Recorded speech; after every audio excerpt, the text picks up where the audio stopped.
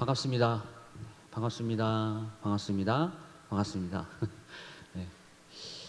한 주간 동안 어떻게 잘 지내셨습니까? 우리 지금 이제 아주 무더운 이 여름을 좀 보내고 있고, 또 지난 주에는 또 이렇게 국내 단기 선교를 또 다녀왔습니다.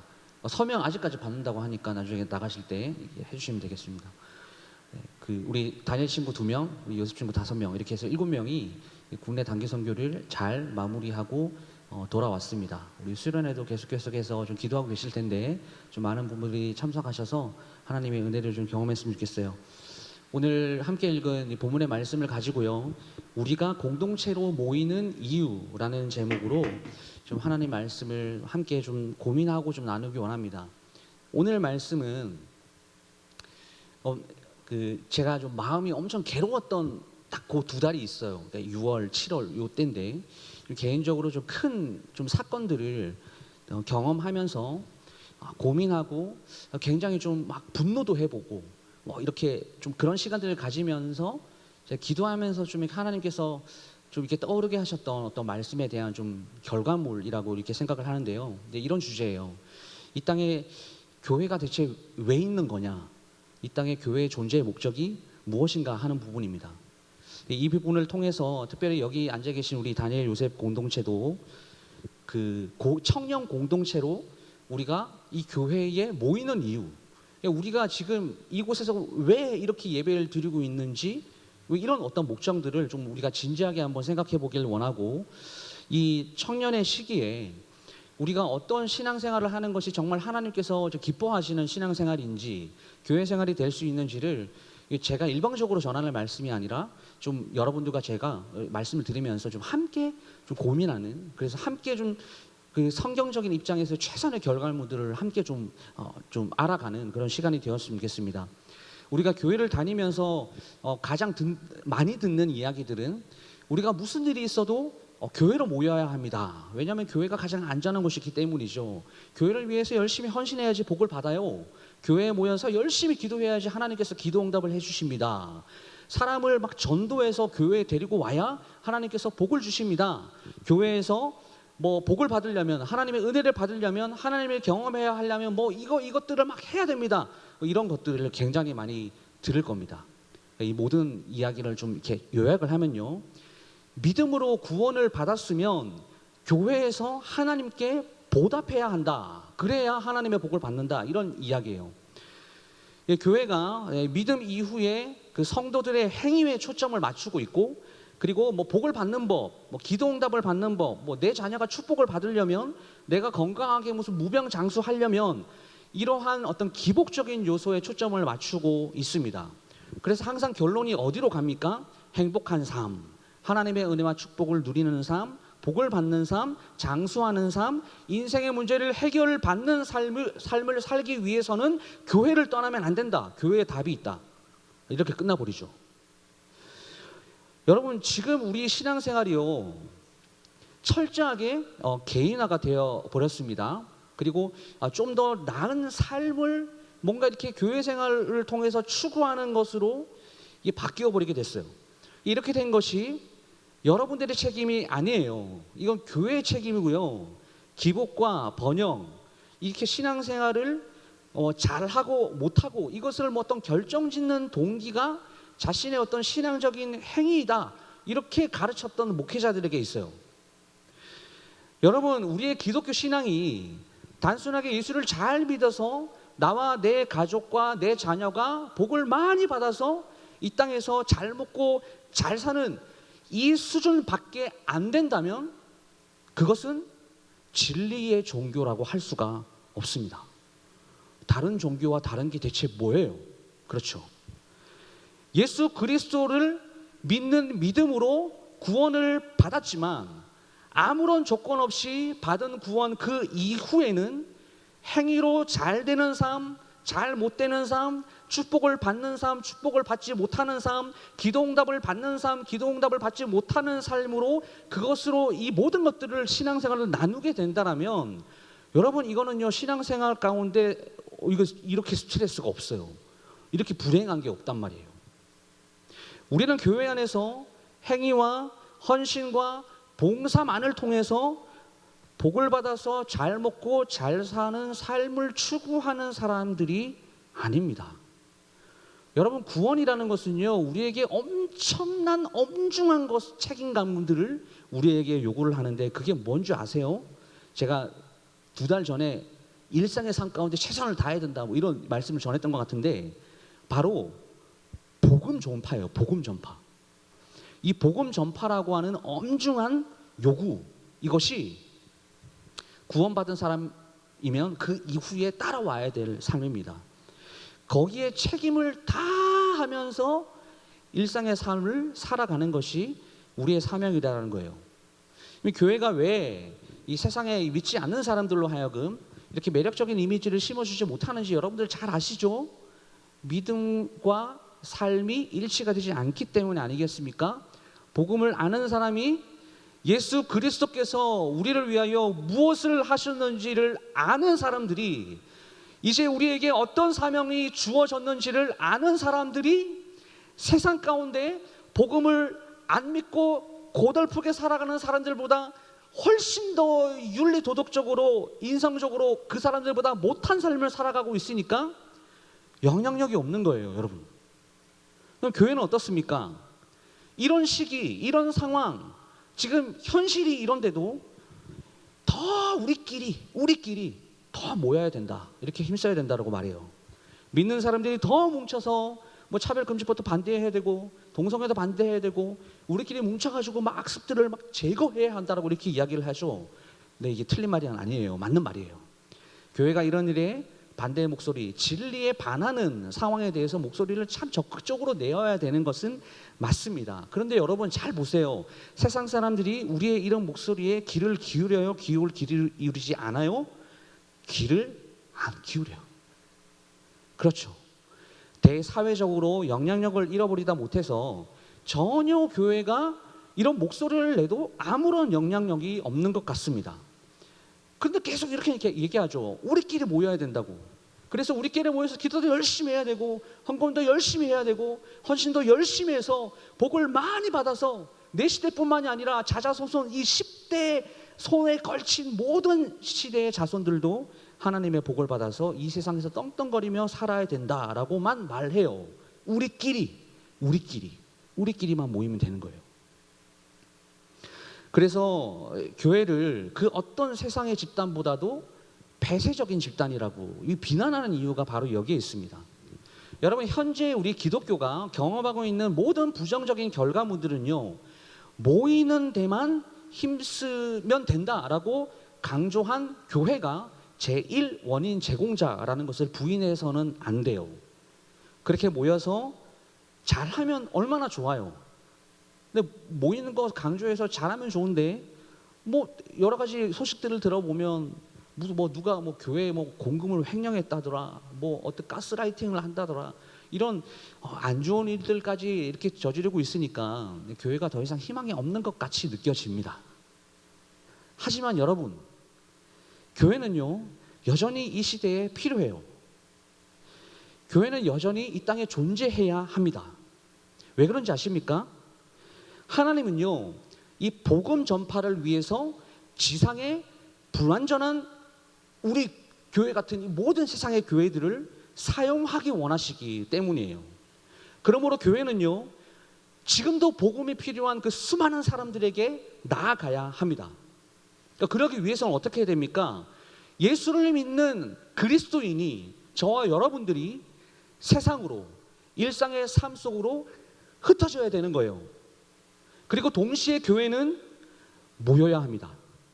모여서요 하나님께서 이렇게 치열한 우리의 세상살이 가운데 주신 은혜들을 이 공동체를 통해서 함께 나누고, 그리고 흩어져서 일상의 삶으로 그리스도의 제자로 살았던 우리 모두가 함께 모여서 일상을 살아갈 수 있도록 버티면서 그리스도인으로 내가 살아갈 수 있도록 우리와 함께 하시고 우리를 돌보시는 그 하나님을 우리 공동체 전체의 언어로 예배해야 합니다.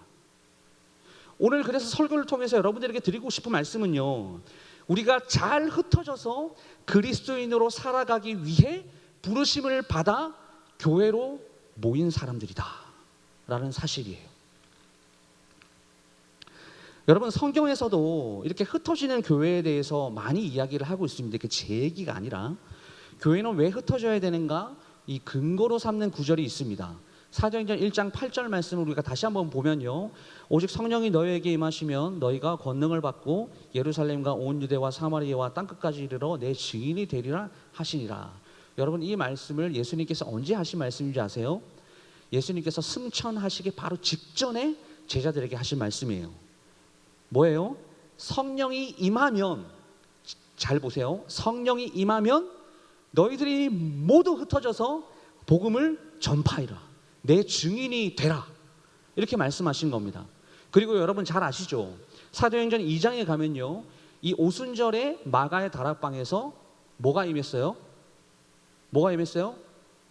성령이 임했어요. 성령이 임했어요.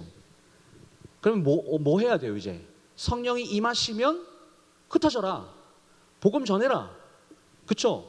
그 복음 들고 유다로 사마리아로 땅끝까지 흩어져서 내 증인이 되어라, 복음을 전파해야 된다, 복음을 전해야 된다라고 하는 거잖아요. 이것이 이 소아시아 지역 초대교회의 이 사도들의 사명이었단 말이에요. 그런데요, 이 사도들이요 안 흩어집니다. 그 지역에서만 똘똘 뭉쳐가지고 막 귀신도 쫓고 병든 자도 고치고 해요. 모여야 된다 이거예요. 그게 하나님의 뜻이 아닌데도 불구하고 말이죠. 그래서 하나님께서, 예수님께서 어떻게 하시는지 아십니까? 강제로 흩어버려요. 그게 오늘 본문 1절이에요.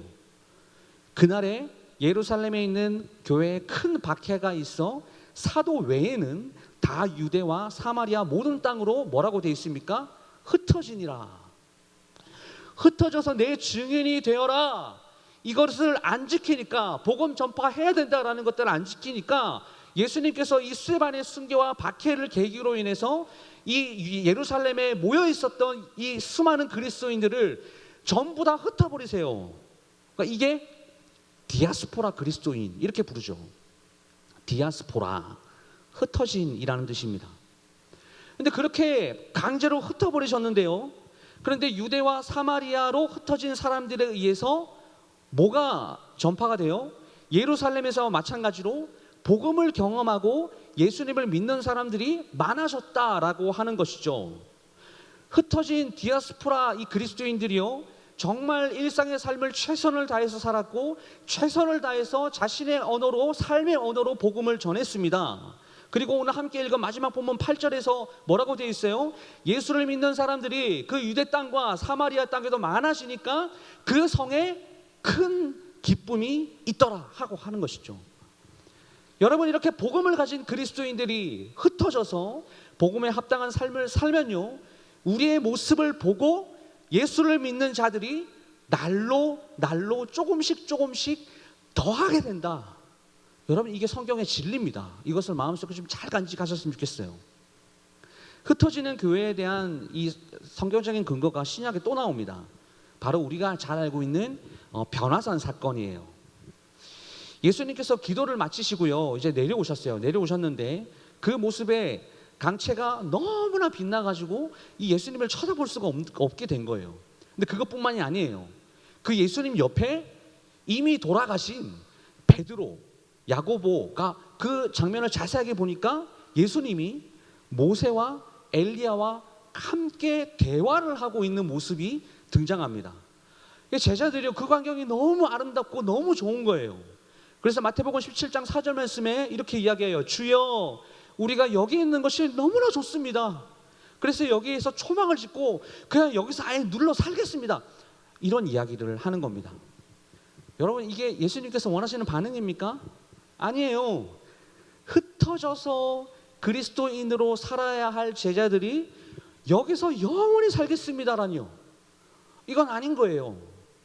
그래서 이 말 뒤에 예수님께서 이 말씀을 동의하셨으면, 그래, 여기다 초막을 짓고 우리 영원히 살자, 이렇게 말씀을 하셨을 텐데, 9절 말씀을 보게 되면 산에서 내려오실 때 베드로와 야고보에게 무슨 이야기를 제일 처음에 하시냐면요, 이 얘기 바로 다음에 오는 얘기가 내가 십자가에 못 박혀 죽을 거야, 순환 예고를 하시게 되는 거예요.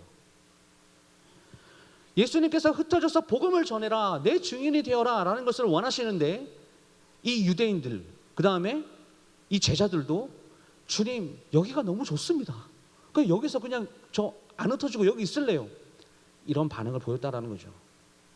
근데 신약만 보면 좀 섭섭할 거예요. 그래서 구약에도 이 흩어지는 교회에 대한 근거를 찾아볼 수 있는데, 바로 우리가 너무나 잘 알고 있는 바벨탑 사건입니다.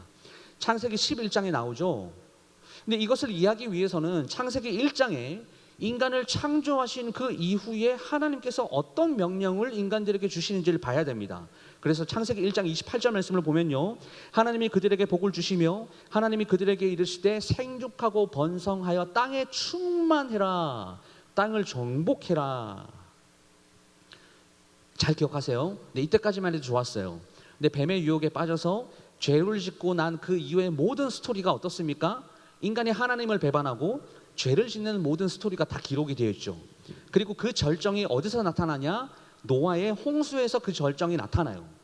다시 모든 것을 리셋시켜가지고 태초의 상태로 돌려놓기 위한 그 하나님의 마음. 그런데 그 노아의 홍수가 끝나고 죄를 짓는 모든 인간들이 다 사라졌는데도 불구하고 남아있는 이 인간들이 어떻습니까? 정신을 못 차립니다. 흩어져서 하나님의 자녀로서 하나님을 전하며 그렇게 살아야 할 이 사명을 받은 인간들이요, 비만 오면 무서운 거예요. 하나님께서 어떻습니까? 다시는 홍수로 물로 심판하지 않겠다라고 말씀하셨고, 그 증거로 무지개를 보여주셨죠.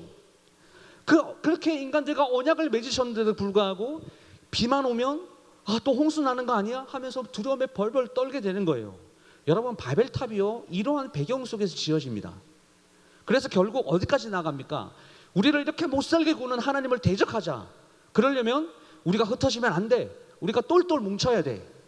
비가 와도 죽지 않을 만큼 세상에서 가장 높은 탑을 쌓자. 여러분, 이게 하나님의 뜻이에요? 하나님의 뜻이 아니에요. 하나님께서는 흩어져서 내가 창조한 나의 자녀들이 하나님의 백성답게 사는 것, 온 땅에 충만해서 율법을 지키고 하나님의 말씀에 순종하는 이들을 보면서 하나님과의 관계가 끊어져 버린 그 수많은 사람들이 하나님께로 다시 돌아와서 그 관계가 회복시킬 수 있도록 사용을 받는 것이 이들의 사명인데, 인간들은 어떻습니까?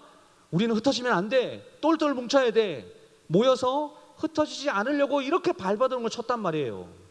그래서 하나님께서 사용하신 방법이 뭡니까? 일부러 흩으신 거예요. 어떤 방법으로요? 언어를 혼잡게 하셔서 바벨탑이 완성되지 못하게 하시고 인간들을 전 세계로 흩어버립니다. 여러분, 무엇이든지요, 균형이 필요하죠. 조화가 필요합니다. 이 수레바퀴가 두 개인데 이게 균형이 안 맞아서 두 바퀴의 크기가 다르면 어떻게 됩니까? 이 수레가 제대로 안 굴러가요. 이거 뭔가 문제가 있는 거죠. 여러분, 교회도 마찬가지예요. 모여서 예배해야 됩니다. 모여서 기도해야 됩니다. 모여서 양육 받아야죠. 교회가 제일 안전한 곳이에요. 교회로 모이세요. 이것을 강조하는 것 못지않게 우리의 사명은 흩어지는 것입니다.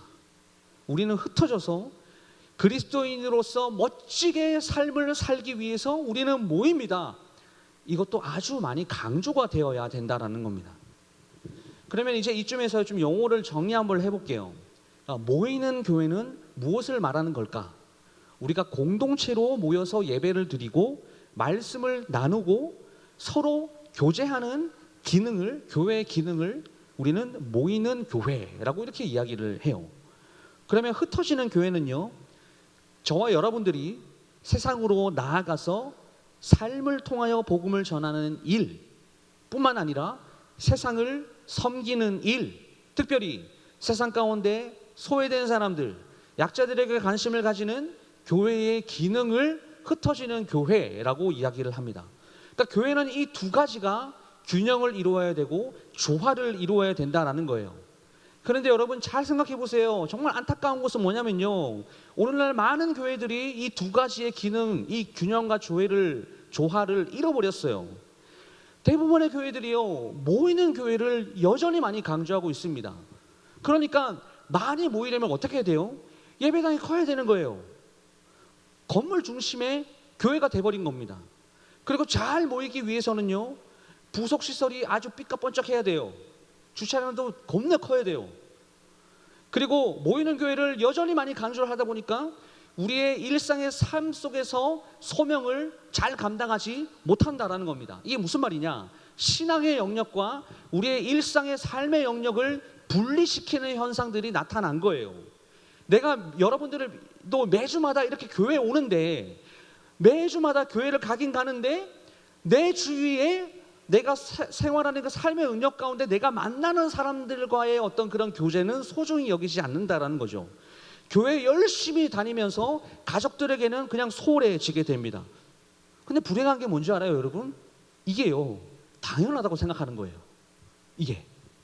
그래서 우리의 신앙생활의 영역을 교회 안, 교회 생활, 지금 이렇게 예배 드리는 이 행위, 이것으로만 제한을 하게 된다라는 겁니다. 여러분, 그러다 보니까요, 이렇게 모이는 것만 막 주구장창 이렇게 강조를 하다 보니까 상대적으로 흩어짐에 대해서는 좀 무관심한 것 같아요. 그래서 모이는 데만 힘을 써서 마치 내가 이 교회에서 신앙생활을 잘하면 최고의 영광이 내가 복을 받는 것이 다인 것 같은 그런 생각을 하게끔 만드는 상황이 훨씬 많다라고 하는 거죠. 제가 좀 더 비판적인 입장에서 이야기를 좀 한번 해보면, 복을 받기 위해서 내가 원하는 것을 이루기 위해서만 우리가 교회로 모이고 우리의 신앙생활을 하는 것이 아니냐, 이런 생각까지 해보게 됩니다. 그러면 여러분, 우리가 어떻게 이렇게 모이는 교회로서의 기능을 이렇게까지 상실해 버리게 된 걸까요? 대체 어떤 이유에서일까요? 이런 이미지, 이런 프레임을 씌우는 원인 제공을 한 것은요, 바로 이런 말 때문이에요. 은혜를 받았으니 하나님께 보답해야 한다. 엄청 많이 들어봤죠. 근데 이게 맞는 말인 것 같으면서도 이게 틀린 말이에요.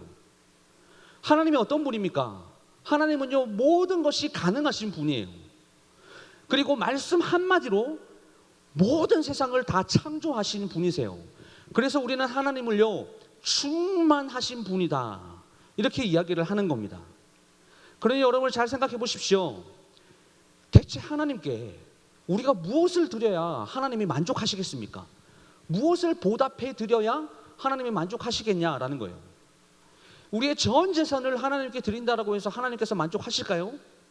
교회에서 수도 없이 많은 수많은 봉사의 자리에서 여러 가지를 한다고 해서 하나님께서 그것을 보고 만족하실까요? 여러분, 이 말은요, 사실 전제 자체가 잘못되었습니다. 하나님은 우리에게 무엇을 받고 싶어서 우리를 구원하신 게 아닙니다. 하나님은 우리에게 뭔가를 받고 싶으셔서 우리를 구원하신 게 아니다라는 거예요. 뭔가 내가 너에게 은혜를 줬으니까 너희들 나한테 뭘 줘야지 라고 해서 은혜를 주시는 분이 아니다라는 겁니다.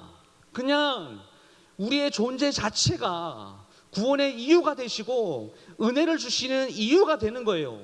왜? 저와 여러분들 우리 모두가 하나님의 형상으로 지음받았기 때문에, 그러므로 내가 이 정도로 물질로 보면, 물질로 보답하면, 이 정도로 내가 시간을 헌신하면, 이 정도로 내가 교회를 봉사하면 하나님께서 복을 주시겠지, 은혜를 주시겠지, 내가 잘 되겠지, 이게 아니라요, 그냥 아무것도 필요 없습니다. 하나님의 형상으로 지음받은 우리 존재 그 자체로 이미 모든 것이 충족이 되었어요. 여러분, 하나님을 그렇게 인간적인 잣대로 그 무한하심과 그 전지전능하심을 좀 제발 제한하지 마세요. 교회에서 뭘 해야지, 보답해야지, 좋은 것을 주시는 분이 아니단 말이에요. 여러분, 이 부분에서요, 개념을 잘 알아야 됩니다. 우리는요, 하나님께 뭔가를 보답해 드리는 사람이 아니라 하나님과의 관계성 안에서 반응하는 사람들이에요. 내가 은혜를 받았으니까 하나님께 뭔가 드려서 내가 보답을 해야 되겠다, 이 생각이 아니라 내가 은혜를 받았기 때문에 하나님께 뭔가 드리고 싶어요, 이게 돼야 된다, 이렇게 돼야 된단 말이에요. 그렇기 때문에 여러분, 모이는 교회에서는요, 성도들이 자발적으로 반응할 수 있도록 도와줘야 돼요. 축복을 받는 법, 기도응답을 받는 법, 내가 잘 되는 법, 죄를 안 짓기 위한 법, 이런 스킬을 가르치려고 그 잣대를 들이대는 것이 아니라 하나님이 어떤 분인지, 그 무한하신 하나님께 대체 우리는 어떻게 반응해야 하는지 이것을 알려줘야 하고 이것을 훈련시켜야 한다라는 거예요. 그런데 여러분, 이런 것들을 자꾸 가르치지 않고요, 우리끼리만 모여서 복을 받고 우리끼리만 잘 되고 우리만 축복받아서 잘 먹고 잘 살아야지, 세상은 나쁜 곳이야, 교회는 선한 곳이야, 우리는 교회에 그렇기 때문에 우리는 교회에 자꾸 모여야 해. 여러분, 이런 프레임으로 접근해서 교회를 강조하게 되면요, 복음 전파, 선교 아무런 영향력이 없습니다. 여러분, 교회 안에서 이렇게 은혜에 대한 자발적인 반응으로 이게 하나님께 이렇게 오퍼링하는 그런 개념들이 넘치면요, 여러분 어떻게 될까요? 이건 당연한 거예요. 이걸 밖으로 나가서까지 전해주고 싶어 하는 마음들이 막 이렇게 생기는 거죠.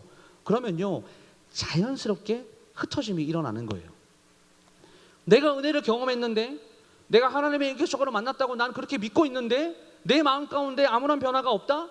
내가 하나님께 뭔가 오퍼링하고 싶은 마음조차 생기지 않는다? 좀 가장되게 표현해 볼까요? 그거 은혜 받은 거 아닙니다. 순간적인 감정의 변화일 뿐이에요. 그 이상도 그 이하도 아니에요. 은혜 받았다라고 내가 착각하는 거예요. 여러분, 착각하지 마세요. 진짜 은혜를 받게 되면요, 우리 마음 가운데 복음을 전하고 싶은 마음을 성령께서 불러일으켜 주시는 거예요. 그래서 교회를 벗어나서 흩어집니다. 왜요? 복음을 전하려고요. 여러분, 이게 우리의 당연한 반응이에요. 은혜를 받았다라고 우리가 확신하는 사람들의 당연한 반응이에요. 사랑하는 여러분, 우리는 이 교회라는 울타리를 뛰어넘어서 흩어져야 합니다. 감정의 변화가 아니라 복음을 전해야겠다라고 하는 그 마음이 불일 듯이 일어나서 복음을 들고 세상으로 나아가야 하는 사명을 받은 사람이다라는 사실을 기억하시길 바랍니다. 그렇다면 우리는 세상으로 흩어져서 대체 무엇을 해야 합니까? 이렇게 모여서 경험한 하나님의 은혜, 그리고 하나님의 사랑, 하나님과의 인격적인 만남, 이 체험들을 통해서 우리가 흩어져서도 동일하게 한 사람의 그리스도인으로 이 세상이 전혀 이해할 수 없는 방식으로 사는 거예요. 이 말은요, 너가 그리스도인이니까 밖에서 괜히 그냥 거룩한 척하며 살아라, 구별하는 척하면서 살아라, 이게 아닙니다. 여러분, 그렇게 척척 박사가 되면요, 우리는 율법주의가 되어버려요. 여러분, 세상 사람들은요, 죄를 짓지 않는 그리스도인들을 원하는 것이 아닙니다. 함께 더불어 살면서 예수 믿는 사람들이 어떤 사람들인지, 예수를 믿는다라는 그 흔적을 보여주기를 원하는 거죠. 여러분, 우리도요, 죄를 지을 수 있어요. 저도 죄를 짓습니다. 그거 자체가 실패가 아니에요, 여러분. 하지만 죄를 짓고 난 그 이후에 그리스도인들은 어떻게 그 죄에 대해서 대처하는가, 이것을 보고 싶어 한다고요. 주님께 엎드려 회개하고 잘못이, 자기가 어떤 타인에 대해서 잘못한 것이 있으면 인정하고 용서를 구하는 주 안에서 상식을 가진 그리스도인들의 모습을 원한단 말입니다. 여러분, 세상은요, 말씀을 많이 읽고 기도를 열심히 하는 그리스도인을 원하는 것이 아닙니다. 세상과 더불어서 사는 한 그리스도인으로서 예수의 가르침과 예수를 믿는다고 하는 사람들의 삶이 일치하는가, 기도가 대체 그리스도인들에게 어떻게 능력이 되는지, 이것을 원하는 겁니다. 그러므로 여러분, 우리는요, 단순히 아는 것에서 그치지 않고 아는 것과 행동하는 것이 예수님께서 가르쳐 주신 그 가르침과 같고, 그렇게 세상의 법칙과 세상의 이치를 거슬러서 하나님이 주도하시고 하나님께서 이끄셔서 그 세상의 법칙을 깨부수고 하나님의 법칙을 가지고 살아가는 사람들은 대체 어떻게 저렇게 살아가는 걸까? 이런 궁금증을 유발시키는 그리스도인이 되어야 되는 거예요. 여러분, 이것이요, 흩어진 그리스도인들이 해야 될 사역이에요. 흩어진 교회의 참된 모습이라는 것을 여러분 기억하시길 바랍니다. 여러분 이렇게 이야기하면요, 우리가 모이는 이유가 달라져요. 한 주간 동안 그리스도인으로서 이렇게 치열하게 삶을 살았던 우리가 모여서 그 삶 속에서 경험한 은혜를 서로 나누고, 정말 힘들고 각박한 이 세상살이 가운데서도 여전히 우리를 지켜주시고, 이런 마음을 가진 두세 사람 그 이상의 사람들이 함께 하나님을 예배하며 함께 격려하고, 또 한 주간의 삶을 살아가야 할 우리 공동체 지체들을 위해서 모여서 그리스도인답게 복음에 합당한 삶을 여전히 그렇게 버티며 살아갈 수 있도록 간절히 서로를 위하여 기도해주고 서로 토닥토닥 해주는 이런 아름다운 모습들, 이것이 우리가 이 자리에 모이는 이유입니다. 사랑하는 청년 공동체 모든 지체 여러분, 왜 모여서 기도하는 거예요? 왜 우리는 여전히 모여서 지금 이렇게 예배하는 것입니까? 왜 모여서 주님께 우리의 물질을 드리십니까? 궁극적으로 왜 교회로 모이셨습니까? 여러분 기억하세요. 우리가 모여서 하는 모든 신앙 행위는요, 흩어져서 그리스도인으로 살아가기 위한 힘을 공급받기 위함이다라는 것을 기억하십시오. 모여서 함께 예배하며 함께 공동체 생활을 하면서 우리는 이러한 은혜를 경험해야 합니다. 그리고 모이는 교회에서 내 개인과 우리 공동체 가운데 넘치도록 부어주신 그 하나님의 은혜가 흘러 넘쳐서 그 은혜의 반응으로 밖으로까지 나아가서 복음을 전파하려고 하는 그 성령의 부르심이 이 마음에 불일 듯이 일어나는 것, 그것을요 모이는 교회에서 경험해야 하는 거예요. 여러분 앞에서도 말씀드렸죠. 이게 진짜 은혜 받은 거라고요. 은혜 받은 척이 아니에요. 진짜 은혜 받는 거예요. 그러므로 무엇보다도 여러분 이 은혜를 사모해야 합니다. 하나님, 내가 이 교회에서뿐만이 아니라 교회에서만 내가 잘난 척, 교회에서만 내가 하나님의 그리스도인 척 하지 않고 교회 밖으로까지 나아가서도 내가 이렇게 하나님을 예배하고 하나님을 찬양하고 하나님의 복음을 전파하는 삶을 감당할 수 있도록 하나님 그런 은혜를 나에게 주십시오. 여러분 이렇게 기도해야 하는 거예요. 그리고 무엇보다 그 은혜를 사모하면서 우리는 모이는데 힘을 써야 합니다. 그래서 주님께서 주신 힘을 이 모여서 예배하는 가운데 우리가 축적시켜서 또한 흩어져서 한 그리스도인으로서 이 치열한 세상 속에서 복음에 합당한 삶을 사는 것, 이것에 힘써야 한다라는 거예요. 우리 사랑하는 다니엘 요셉 청년 공동체 모든 지체 여러분, 우리도 모이는 교회로서의 이런 사명들을 잘 감당하고요, 뿐만 아니라 우리가 흩어지는 교회로서 나의 삶에서 하나님 나라를 확장하는 이 귀한 사명을 다 할 수 있는 우리가 다 될 수 있기를 간절히 소망합니다. 네, 말씀을 마무리할게요. 예수님께서 마태복음 28장 19절에서 20절 말씀에 이 제자들에게 이렇게 약속을 하셨습니다. 그러므로 너희는 가서 모든 민족을 제자로 삼아 아버지와 아들과 성령의 이름으로 세례를 베풀고, 우리 20절 말씀 우리 다 같이 한번 읽어볼까요? 시작. 내가 너희에게 분부한 모든 것을 가르쳐 지키게 하라. 볼지어다 내가 세상 끝날까지 너희와 항상 함께 있으리라 하시니라. 여러분 우리가 이제 예배가 또 마무리가 되면 또 흩어져야 됩니다. 흩어져서 세상으로 나아갈 때요, 제가 청년 때 이 교회 문 밖에 나아가는 것, 이렇게 말씀을 듣고 이 교회 문을 열고 밖으로 나가서 일상을 삶을 살아가는 거 있죠. 그게 너무나 무서웠어요. 너무나 두려웠어요. 오늘은 대체 어떤 일이 벌어질까? 내 믿음을 나는 일상의 삶 가운데서 잘 지킬 수 있을까?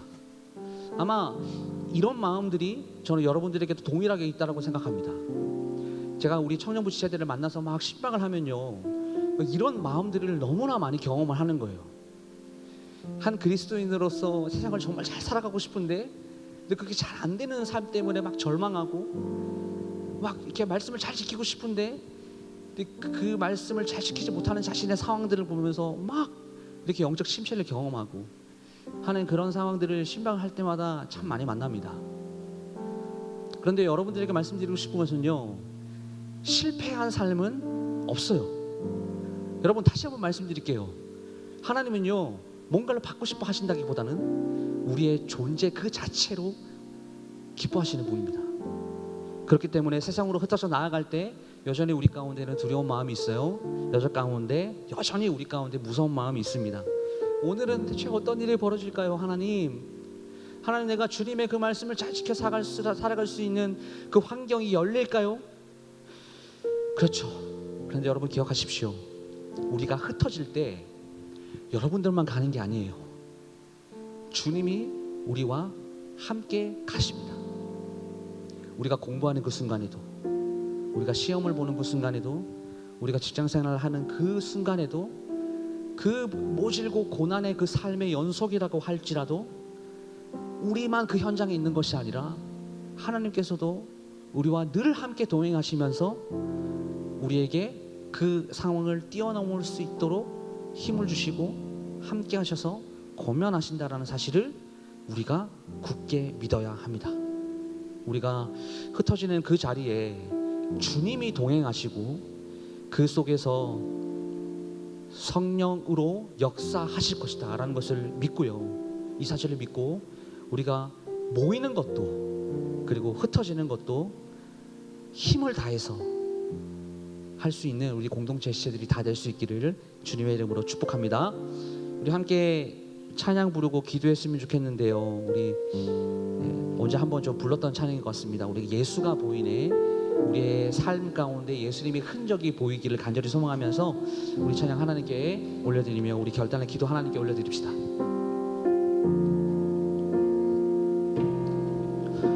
오늘도 나는 죽고 예수로 살기 원하네. 내 모습 속에 예수님의 흔적이 보이기를 원하네. 나는 곧 사라지고 예수만 남길 원하네.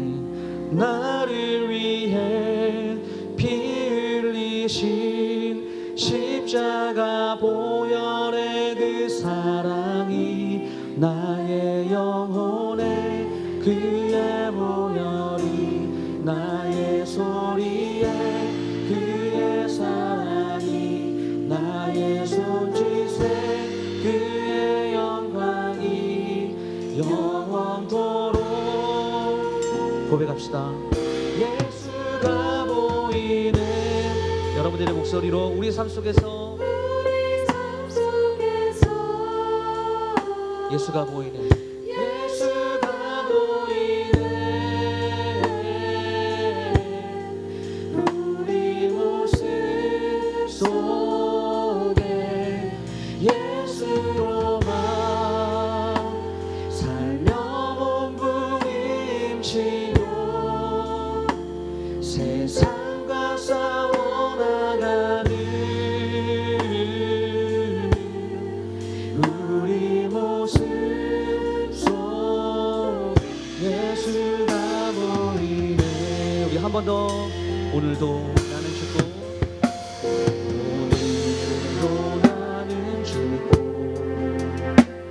예수로 살기 원하는 내 모습 속에 예수님의 흔적이 보이기를 원하네. 나는 곧 사라지고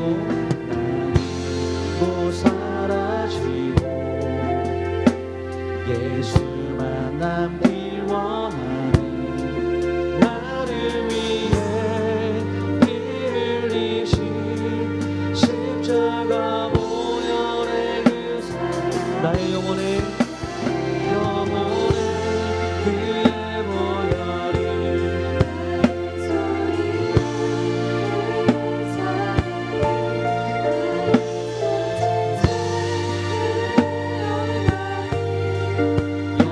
우리 한 번 더. 우리 나의 영혼에 그의 보혈이 나의 영혼에 그의 보혈이 나의 소리에 그의 사랑이 나의 손짓에 그의 영광이 우리 한 번 더 우리 간절히 소망합시다.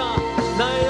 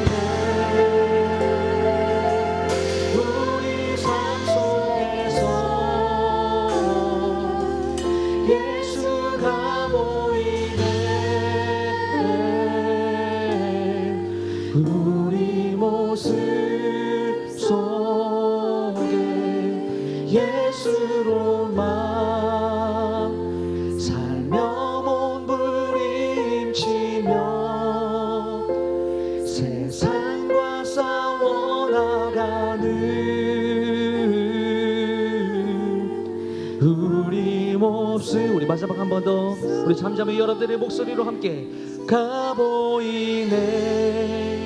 우리 삶 속에서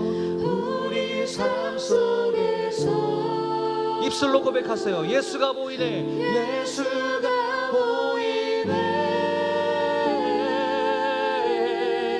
우리 모습 속에 예수로만 살려 몸부림치며 세상과 싸워나가는 우리 모습 속에 예수가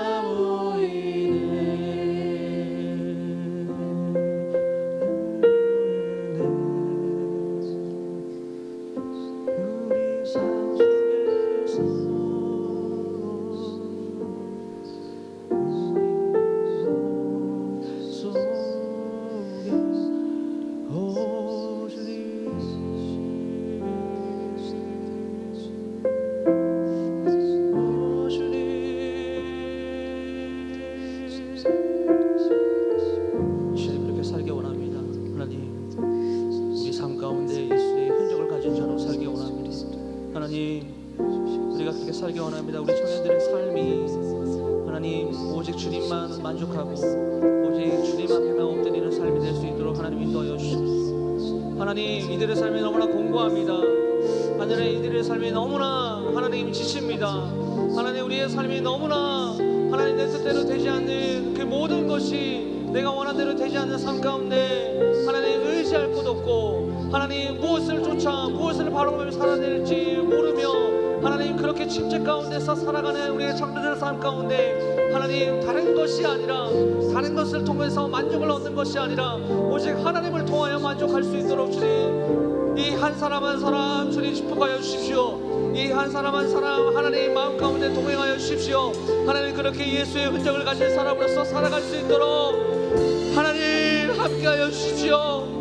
하나님 그렇게 살 수 있도록 힘 주십시오. 하나님 능력 주십시오. 하나님 함께하여 주십시오. 하나님 다른 것들 보며 만족을 얻는 것이 아니라 하나님 예수로 만족을 얻고 예수로 하나님 기뻐하며 예수로 감사하며 하나님 그렇게 살 수 있도록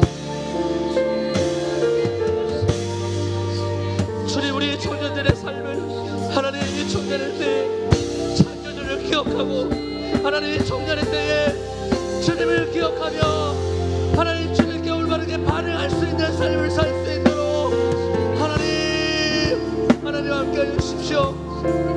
하나님 축복합니다. 하나님 다른 것들을 보답하려는 것이 아니라 존재 자체로 빛이 나고 존재 자체로 하나님 아버지의 기쁘시게 하는 그 존재로 창조되고 시험받았다라는 사실을 깨닫고 하나님 주님께서 주시는 힘으로 하나님께서 함께 동행하심으로 살 수 있도록 하나님 더여 주시옵소서. 그 흔적을 가지고 살아갈 수 있는 삶, 그 흔적을 하나님 아버지가 보이는 삶 하나님 살아갈 수 있도록 그렇게 우리 한 번 더 예수가 보이네. 우리 삶 속에서 예수가 보이네.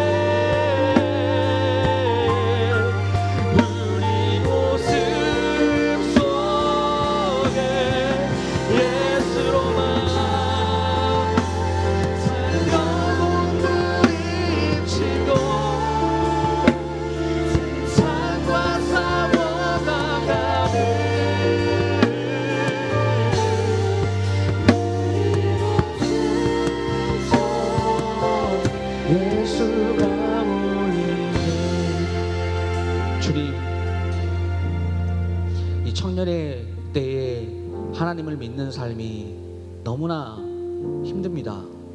뿐만 아니라 세상을 살아가는 그 삶을 살아가는 것 그 자체가 하나님이 너무나 버겁고 그리고 뜻을 품고 목표를 가지고 나아가는 것보다 뜻을 포기하게 만들고 목표를 상실하여 내가 어느 나침판을 보고 방향으로 나아가야 될지를 모르며 그저 정처 없이 이리 흔들리고 저리 흔들리고 살아가는 그 삶이 너무나 많은 것을 보게 됩니다. 주님, 그러나 하나님, 이 신앙생활은 또한 얼마나 힘든지요. 주님, 무엇을 해야만 하나님께서 우리를 잘되게 해주시고 우리에게 복을 주시고 하는 그 하나님, 그 왜곡된 그 하나님을 우리가 지금까지 참 믿고 살아왔지만 이 신앙생활조차도 뜻대로 되지 않는 것들을 보며 얼마나 절망하는지.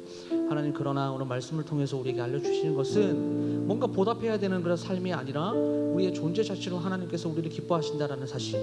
우리가 어떤 삶을 살아간다고 할지라도 죄를 짓는 그 현장 가운데서도 우리를 놓지 않으시고 우리를 포기하지 않으시고 우리를 향한 그 원대한 꿈을 하나님 폐기하지 않으시는 그 하나님의 무한하신 사랑, 하나님 그 사랑을 안고 우리는 실패한 삶을 살고 있습니다.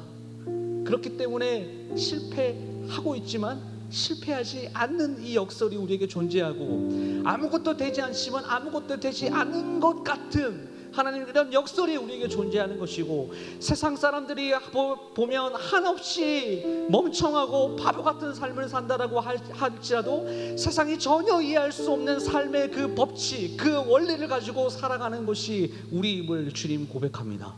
그래서 하나님, 우리에게 복 주세요 이게 아니라, 하나님, 내가 주님을 믿는 사람으로서 이 세상을 살아갈 수 있도록 하나님 힘 주세요. 이 기도를 먼저 주님께 올려드릴 수 있도록 주님 인도하여 주시고, 하나님, 그럼에도 불구하고 너무나 각박한 삶이기에 하나님, 우리 청년들 주님께서 붙들어 주셔야 됩니다. 한 사람 한 사람 이 세상과 싸워 이겨낼 수 있는 힘을 주세요. 하나님, 그렇게 살아갈 수 있음을 주님 믿사오니 하나님, 우리 청년들 가운데 하나님 은혜와 긍휼과 자비와 사랑을 무한하게 주님 베풀어 주시옵소서. 예배가 끝나면 또 한 일상으로 돌아갑니다. 이제는 일상으로 돌아가서 하나님 한 그리스도의 제자로서 살아갈 수 있도록 주님 인도하여 주시고, 한 주간 동안 주님께서 주시는 은혜들을 다시 모이는 공동체 안에서 함께 나누고, 함께 힘든 것도 나누고, 어려움을 극복했던 것도 나누고, 좋은 것도 나누고, 함께 하나님의 은혜를 나누면서 우리가 공동체에 모인 그 이유를 발견하고 또한 흩어져서 하나님의 복음을 잘 전달하는 우리 모두가 될 수 있도록 하나님 인도하여 주시옵소서. 예수 그리스도의 이름으로 감사드리며 기도드리옵나이다.